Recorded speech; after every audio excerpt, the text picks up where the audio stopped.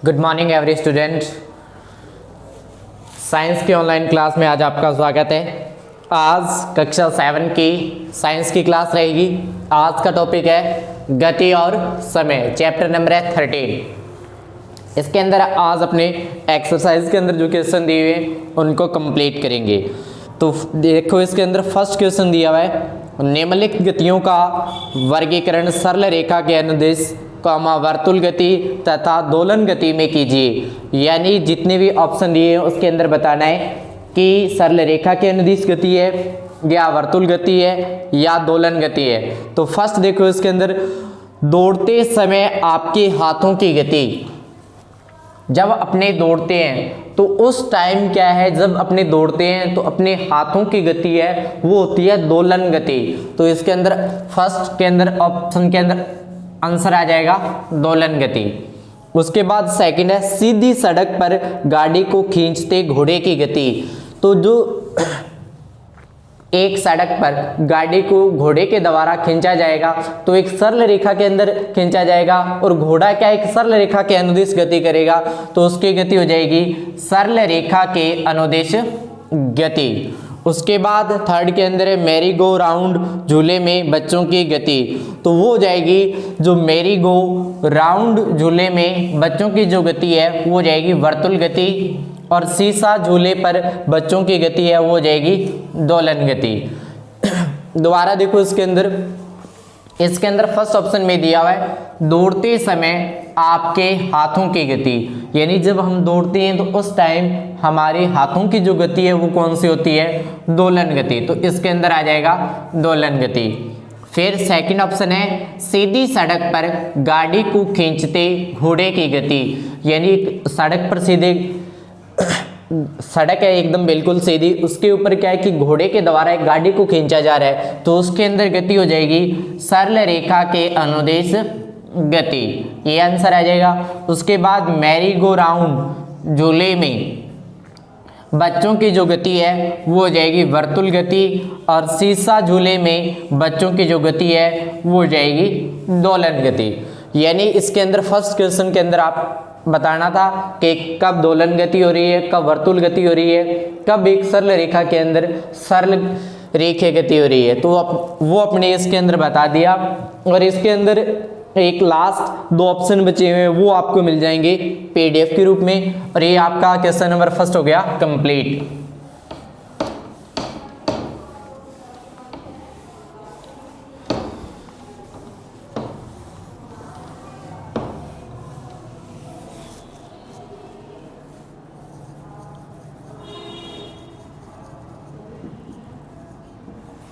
Question number second के अंदर बताना है निम्नलिखित में से कौन सा कथन सही नहीं है। जो सही नहीं है ना कथन, वो अपने को बताना है, यानी कि जो स्टेटमेंट गलत है या इसके अंदर फॉल्स है वो बताना है। फर्स्ट के अंदर देखो, समय का मूल मात्रक सेकंड है, तो इसके अंदर फर्स्ट ऑप्शन के अंदर दिया हुआ है समय का मूल मात्रक है वो सेकंड है। तो अब देखो, इसके अंदर जो समय का एसआई या अंतरराष्ट्रीय जो एसआई मात्रक है वो क्या होता है, सेकंड। तो इसके अंदर दिया हुआ है मूल मात्रक है वो क्या है, सेकंड। तो ये स्टेटमेंट बिल्कुल सही है। इसके अंदर लिख देंगे ट्रू या सत्य। उसके बाद में है सेकंड में दिया हुआ है कि प्रत्येक वस्तु नियत चाल से गति करती है। प्रत्येक वस्तु नियत चाल से गति करती है। ये स्टेटमेंट बिल्कुल गलत है, तो यहां अपने लिखेंगे असत्य यानी कि फॉल्स। प्रत्येक वस्तु नियत चाल से गति करती है। इसके अंदर देखो नियत चाल यानी कि वह चाल जिसके अंदर क्या है कि समय के साथ परिवर्तन नहीं होता है, लेकिन प्रत्येक वस्तु है ये कोई जरूरी नहीं है कि हर एक वस्तु है उसकी क्या होती है, एक नियत चाल। हो सकता है कि उसकी चाल समय के साथ क्या हो जाए, परिवर्तित। अगर समय के साथ परिवर्तित हो गई तो वो क्या होगी, नियत चाल नहीं होगी। इसलिए जो प्रत्येक वस्तु है वो नियत चाल से गति करती है, ये स्टेटमेंट बिल्कुल क्या है, गलत।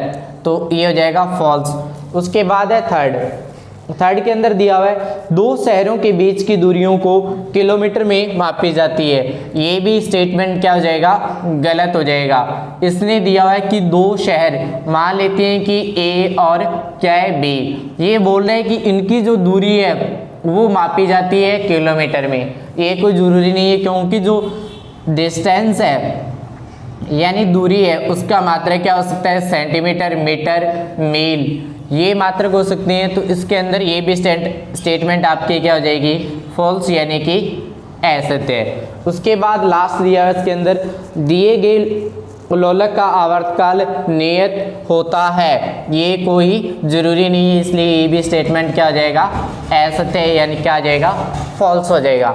तो ये आपका हो जाएगा second question complete.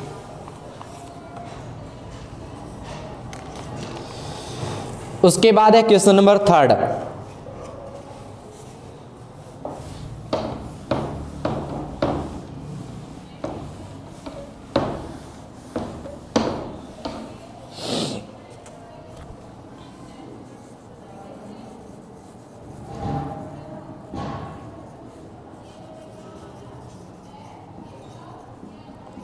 Question number third के अंदर दिया है कोई सरलोलक 20 दोलन पूरा करने में 32 सेकंड लेता है, लोलक का आवर्तकाल क्या है।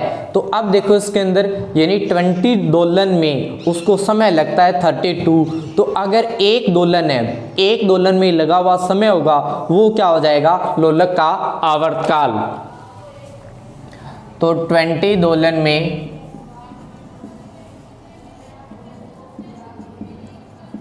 लगा समय।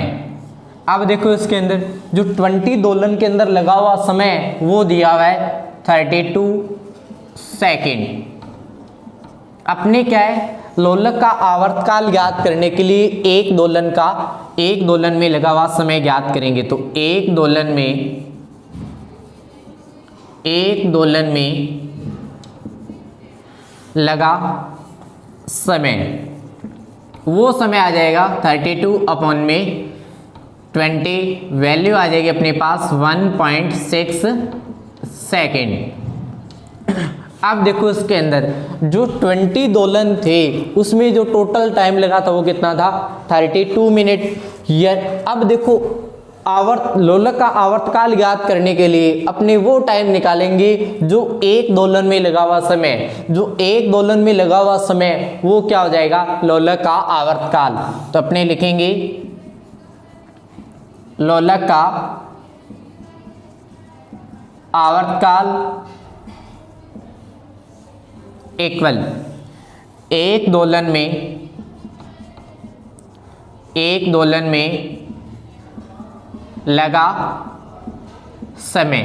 अब देखो इसके अंदर एक दोलन में जो लगा हुआ समय है वो कितना है, 1.6 सेकेंड। तो यहाँ जो सरल लोलक है उसका आवर्तकाल कितना आ जाएगा, 1.6 सेकेंड।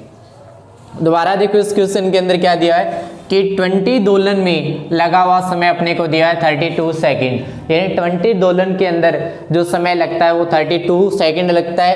अपने क्या है कि लोलक का आवर्तकाल ज्ञात करने के लिए एक दोलन में लगा हुआ समय निकाल लेंगे, वो आ जाएगा 32 अपॉन में 20, वैल्यू आ जाएगी 1.6 सेकेंड। उसके बाद लोलक का आवर्तकाल आ जाएगा 1 दोलन में लगा हुआ समय, वैल्यू आ जाएगी 1.6 सेकेंड। ये हो जाएगा question number 3 complete.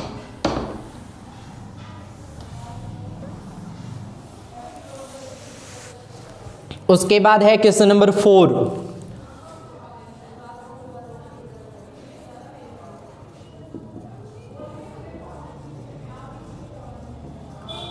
Question number 4, दो स्टेशनों के बीच की दूरी 240 किलोमीटर है। कोई रेलगाड़ी इस दूरी को तय करने में 4 घंटे लेती है, रेलगाड़ी की चाल ज्ञात कीजिए। तो पहले अपने लिखेंगे इसके अंदर दूरी दी हुई है 240 किलोमीटर। और उसके बाद दिया हुआ है समय दिया है इसके अंदर 4 घंटे। तो देखो अब इसके अंदर क्या है, चाल ज्ञात करनी है, और चाल का फॉर्मूला होता है डिस्टेंस अपॉन में टाइम। इसके अंदर स्पीड आ जाएगी 240 अपॉन में 4, वैल्यू आ जाएगी इसके अंदर 60 किलोमीटर प्रति घंटा। यानी दूरी दी 240, टाइम दिया है 4 घंटे, उसके बाद स्पीड इक्वल डिस्टेंस अपॉन में टाइम। डिस्टेंस है 240, अपॉन में आ जाएगा 4, काटेंगे तो यहाँ आ जाएगा 60 किलोमीटर पर आवर। उसके बाद है क्वेश्चन नंबर 5 भी क्या है कि इसी प्रकार इसके अंदर क्या है, चाल दे रखी है और चाल इक्वल में दूरी अपॉन समय का फॉर्मूले का यूज़ करके आप याद कर लेना, और आपको ये क्वेश्चन नंबर 5 है वो मिल जाएगा PDF के रूप में। उसके बाद है क्वेश्चन नंबर 6, सलमा अपने घर से साइकिल पर स्कूल या विद्यालय पहुंचने में 15 मिनट लेती है। यदि साइकिल की चाल 2 मीटर पर सेकंड है तो घर से विद्यालय के बीच की दूरी ज्ञात कीजिए। इसके अंदर सबसे पहले तो अपने जो दिया गया वो लिखेंगे। क्वेश्चन नंबर 5 के अंदर एक तो दी हुई है स्पीड यानी चाल दी हुई है इसके अंदर 2 मीटर पर सेकंड, और जो टाइम दिया हुआ है, समय दिया हुआ है 15 मिनट। अब देखो इसके अंदर जो 15 मिनट टाइम दिया हुआ है, क्योंकि जो समय का मूल मात्रक है वो क्या है, सेकंड, तो इस 15 को अपने चेंज करेंगे पहले सेकंड के अंदर, तो यहाँ हो जाएगा 15 इंटू 60 और ये आ जाएगा सेकंड। उसके बाद ये हो जाएगा 900 सेकंड, टाइम आ जाएगा अपने पास। उसके बाद निकालनी है इसके अंदर दूरी, तो स्पीड इक्वल में डिस्टेंस अपॉन में टाइम, और यहाँ डिस्टेंस इक्वल आ जाएगा, क्योंकि ये टाइम डिवाइड है, ये आ जाएगा स्पीड के मल्टीप्लाई में, तो स्पीड इनटू टाइम। इसके अंदर स्पीड की वैल्यू दे रखी है 2 और टाइम दे रखा है इसमें 900, यहाँ आ जाएगा 18 मीटर दूरी, यानी कि 1.8 किलोमीटर। जो विद्यालय और घर के बीच की दूरी है वो कितनी आ जाएगी, 1.8 किलोमीटर। उसके बाद देखो यहाँ आपको मैंने 4 और 5 क्वेश्चन कंप्लीट करवा दिए। जो बचे हुए क्वेश्चन है वो आपको मिल जाएंगे PDF के रूप में, और ये जो अपने 13 नंबर चैप्टर है उसके अंदर जितने भी अपने एक्सरसाइज के अंदर क्वेश्चन थे वो आज अपने कंप्लीट कर लिए। आज की क्लास को अपने यहीं समाप्त करते हैं। Thank you.